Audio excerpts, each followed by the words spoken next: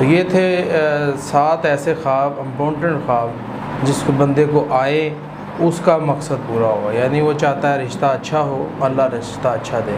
वो चाहता है कि औलाद मिल जाए, अल्लाह औलाद दे देगा। बाप चाहता है मेरे बेटे बेटी के लिए अच्छा रिश्ता मिल जाए तो वो मिल जाएगा। सिर्फ बाप चाहता है कि मेरी बेटी के लिए अच्छा रिश्ता हो तो वो रिश्ता अच्छा मिले।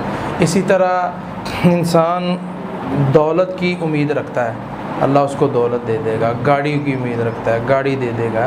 तो ये 7 किस्म के, सिर्फ ये ही नहीं कि ये 7 ख्वाब ही आएँ, इसके अलावा और भी बहुत से ऐसे ख्वाब हैं जिस बंदे को आए अल्लाह उसकी मुरादें पूरी कर देगा। बाकी ये बात ज़हन में रखनी चाहिए, ये ख्वाब जो हैं ये ना कुरान में आते हैं ना हदीस में आते हैं कि ये आए तो इसकी तबीर ये है।